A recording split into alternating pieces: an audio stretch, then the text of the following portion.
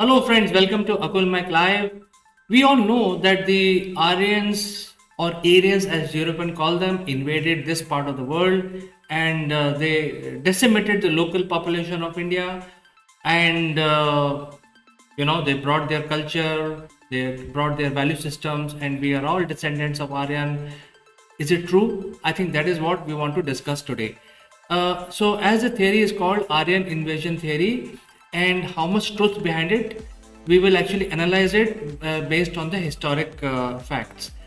The problem really started by Italian merchant who visited India in 1584. His name was Filippo Sassetti, and he actually wrote in his journals that there are a lot of similarities between few words of Sanskrit and few words of Latin.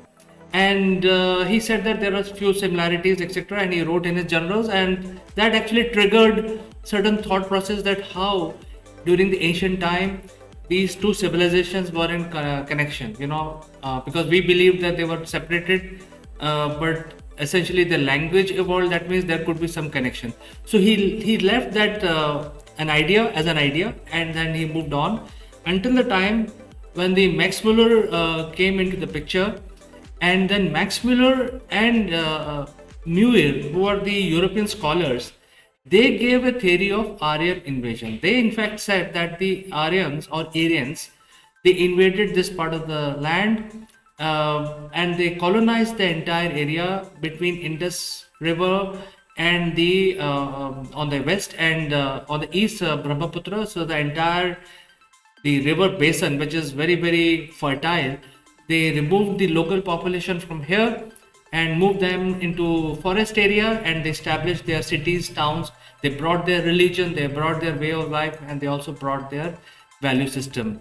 And so this, since these are European scholars, whatever they said was considered as truth, and that gave rise to something called Aryan invasion theory. In short, AIT, and now it is highly acclaimed theory. In fact, there are a lot of historic reasons why it became popular, that the Aryans from European or the Middle Asia invaded India and established the current Indian civilization.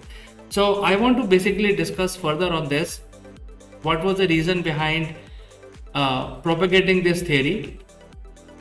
And I think one of the key reason was that the British was ruling India at that point in time, and they had very troubled time because of 1857 uprising against the British Raj, and that was considered to be the first organized opposition they had faced for independence of India, and they crushed it with a lot of force.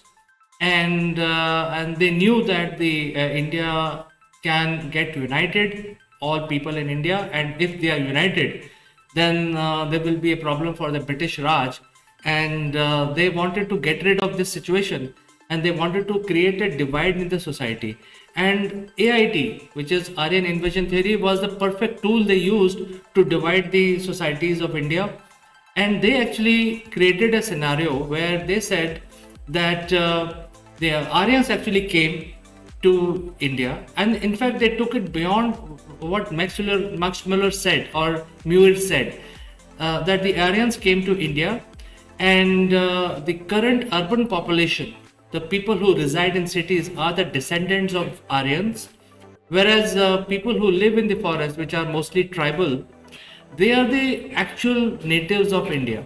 And by saying this, the British created a proper divide among the people of India, because before that there was no narrative of people coming from outside and fighting with the local people here.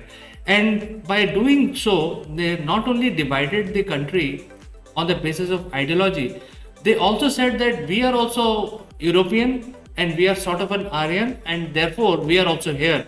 So they actually draw an equivalence with the previous invasion, with the invasion of British into India and then further colonizing India. So that was their theory, and this was the entire divide and rule theory of British is based on the Aryan invasion theory. which was propagated by Max Muller.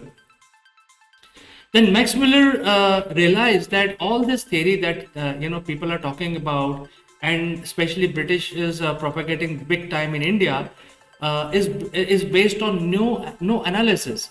There is no evidence to prove that there was an invasion. There was no evidence to prove that the rituals and cultures came from somewhere and it was imposed on the people of India. There was no evidence. There was nothing, no analysis being done.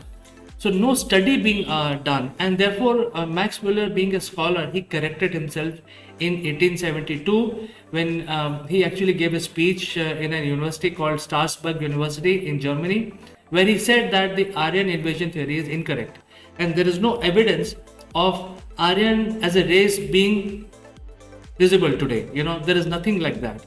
So in spite of Max Muller correcting himself, the British continued on the propaganda of Aryan invasion theory because it suited their narrative of divide and rule, and therefore this theory was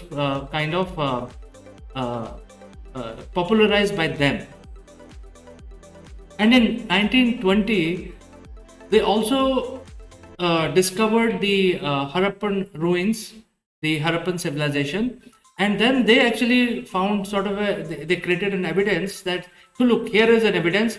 This was the city of local people which was decimated by Aryan invaders.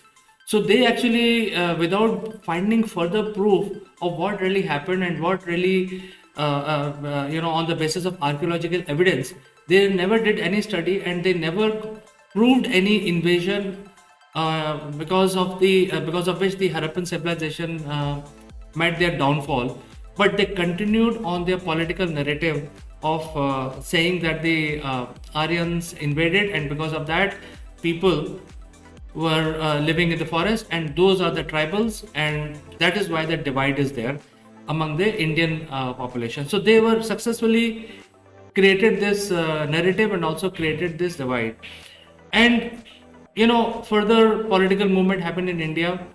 India became independent state on the 15th August of 1947, and Indian politicians then took reins from British and they start ruling. However, the divide and rule policy still continued, and so much so the Indian politician of the day refined this divide and rule further. They actually created a system around it, and they actually created such a policy driven framework around divide and rule so that they can continue to be in power while the people of India are further divided based on religion, based on region, based on language. So they did all that because they wanted to be in power, and that divide and rule policy continues for very long time. Even till today it continues because whatever they did, we are still living in that narrative. However, nobody actually proved that the Aryan invasion theory was correct, and whoever actually tried to give a counter narrative of this, they were actually trolled, and publicly their character was assassinated, and they were asked to shut up, and government of India appointed their own historians just like the British did, and they continue to create the school books. They continue to write different types of intellectual material to make sure that this theory of Aryan invasion stays alive. However, nobody tried to actually dig deep into this and try to analyze further and clearly specify whether the invasion really happened or not. So by doing this, the political system of the day further divided India, so that people, without even knowing that they are getting divided, and once the people are divided, the politicians will get benefit out of it, and they started ruling this part of the world. So I think this is something which has happened, and even if you look at the traditions, culture of India as of today, almost everything has come from the native Indian civilization. If whatever we know, whatever British based archaeology survey was done in Harappa, they had certain rituals, the same rituals we all follow today. For example, swastika came from there. Um, the marriage system came from there. The worship of using temples, etc., came from there. So there is no evidence of any uh, any influence of something else which is coming from outside India. In fact, the whole civilization evolved here, and there was no break in the Indian civilization.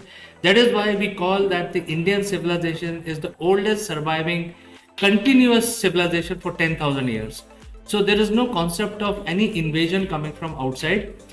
However, people talk about invasions coming from the west to India, but why don't we talk about the Aryans going from India and invading Europe? Because that would explain also, I'm just saying that would also explain some similarity of few words between Sanskrit and Latin. Because that could have happened when there is so much influence of Indian civilization onto the far east countries like Indonesia, Cambodia, Thailand, Burma, Myanmar of today, Malaysia.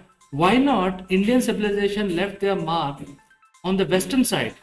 It could be a possibility, which requires more study, more evidence gathering. And if you look at the Chinese population, most of them follow Buddhism. I mean, they are communist right now, but they were Buddhist, which also evolved in India and spread into China.